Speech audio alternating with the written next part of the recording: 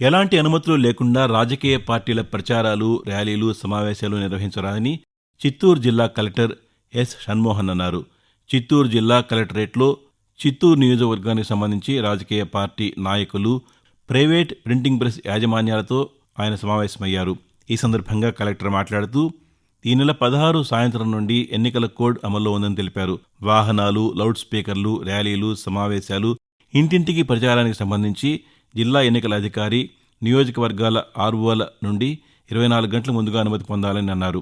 రాజకీయ పార్టీల ప్రచార సామగ్రికి సంబంధించి ముందుగానే జిల్లా కలెక్టరేట్ స్పందన హాల్లోని ఎంసీఎంసీ కమిటీ నుండి అనుమతి తీసుకున్న తర్వాతనే ప్రింటింగ్ ప్రెస్ల నుండి కరపత్రాలు, పోస్టర్లు, బ్యానర్లు, ఫ్లెక్సీలు తయారు చేయించుకోవాలని సూచించారు.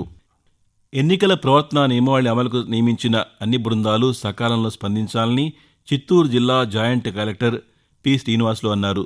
చిత్తూరు తహసీల్దార్ కార్యాలయంలో జిల్లా నియోజకవర్గంలో నియమించిన కమిటీలు, ఎన్నికల్లో పాల్గొననున్న అధికారులతో జాయింట్ కలెక్టర్ సమావేశమయ్యారు. ఈ సందర్భంగా ఆయన మాట్లాడుతూ మోడల్ కోడ్ అమలుకు నియమించిన బృందాలు సకాలంలో స్పందించేలా చర్యలు తీసుకోవాలని అన్నారు.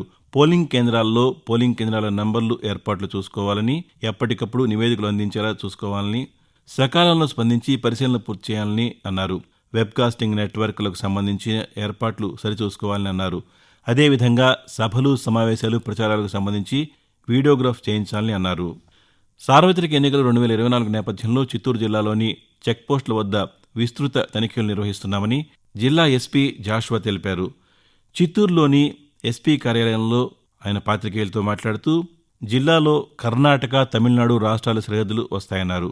ఈ 2 రాష్ట్రాల సరిహద్దులో ఉన్న రాణిపేట, ముల్బాగల్ ప్రాంతాల్లో ప్రతి వాహనాన్ని పోలీసులు క్షుణ్ణంగా తనిఖీలు చేస్తున్నారని, నిబంధనలకు విరుద్ధంగా సరైన ఆధారాలు చూపించకుండా తరలించే నగలు, ఇతరత్రా అంశాలపై నిఘా వేశామని, ఎన్నికల నిబంధనల మేరకు 50,000 రూపాయలకు మించి నగదు తీసుకువెళ్లకూడదని అన్నారు. అలాగే పెద్ద మొత్తంలో నగదు, ఆభరణాలు ఉంటే తప్పనిసరిగా సంబంధిత పత్రాలు ఉండాలని ఎస్పీ తెలిపారు.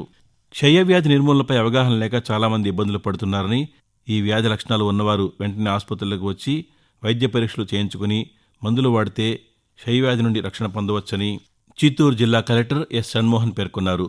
ప్రపంచ క్షయ నివారణ దినోత్సవం సందర్భంగా చిత్తూరులోని ప్రభుత్వ ఆసుపత్రి నుంచి అవగాహన ర్యాలీ నిర్వహించారు. అనంతరం కలెక్టర్ పాత్రికేయులతో మాట్లాడుతూ 2025 సంవత్సరానికి ప్రపంచంలోనే క్షయవ్యాధి పూర్తిస్థాయిలో నిర్మూలించే విధంగా అందరం కలిసి ముందుకు సాగాలని అన్నారు. చిత్తూరు జిల్లా కుప్పం నియోజకవర్గంలో 2 రోజుల పాటు తెలుగుదేశం పార్టీ జాతీయ అధ్యక్షుడు నారా చంద్రబాబు నాయుడు పర్యటించారు. కుప్పంలోని బాబూనగర్లో ఎన్నికల ప్రచారంలో ఆయన పాల్గొన్నారు.